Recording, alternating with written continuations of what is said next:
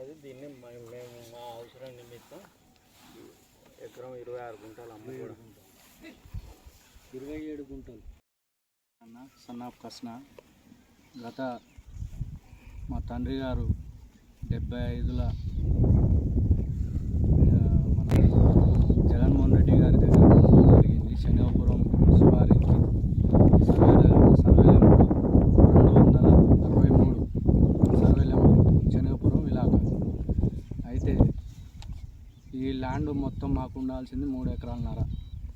3 ఎకరాలన్నర ల్యాండ్కి ఎకరం 27 గుంటలు ఖడ్గం భిక్షం అనే వ్యక్తికి మా వాళ్ళు అమ్మడం జరిగింది. నేను అమ్ముకోలే. నా జాగా నాకు కావాలని చెప్పి, నా వాటా నాకు ఉండాలని చెప్పి నేను మా వాళ్ళని అడిగితే నీ జాగా నీకే ఉంది అని చెప్పి మా వాళ్ళని అమ్మడం జరిగింది. దాని మీదకు నేను వచ్చి సరే నా జాగా నాకు చూపెట్టాలి కదా అని చెప్పి పెద్ద పెద్ద చెట్లు గుట్టకున్నాయి చూడండి, అట్లా ఉండే అంతా జేసీబీ పెట్టి డోజర్ పెట్టి 4 రోజులు బాగు చేసిన.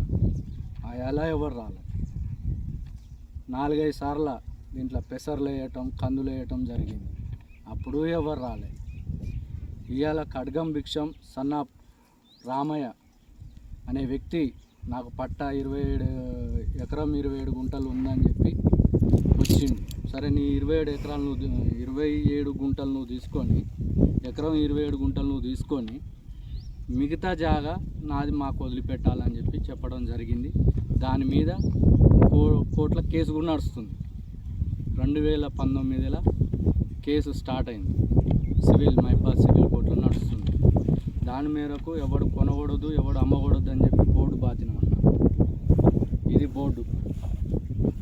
ఈ బోర్డు ఇరగొట్టడం జరిగింది. ఎవరు ఖడ్గం 10 మంది దుండకులు కలిసి ఇది ఇరగొట్టి అక్కడో హద్దు పెట్టారండి.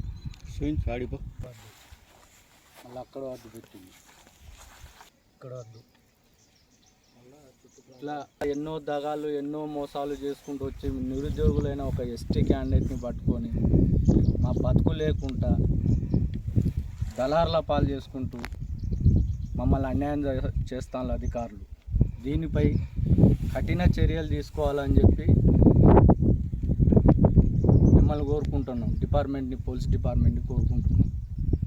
దయచేసి మాకు న్యాయం చేయగలరని చెప్పి మనవి చేస్తున్నాం. కలెక్టర్ కూడా పెట్టానండి.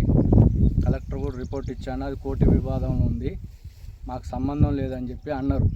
అన్న తర్వాత కూడా దీని మీద ఇష్యూ చేసి ఈ హద్దులు బాతటం, బోర్డు ఇరగొట్టడం, మా మీద దాడి చేయటం ఇవన్నీ జరిగినాయి.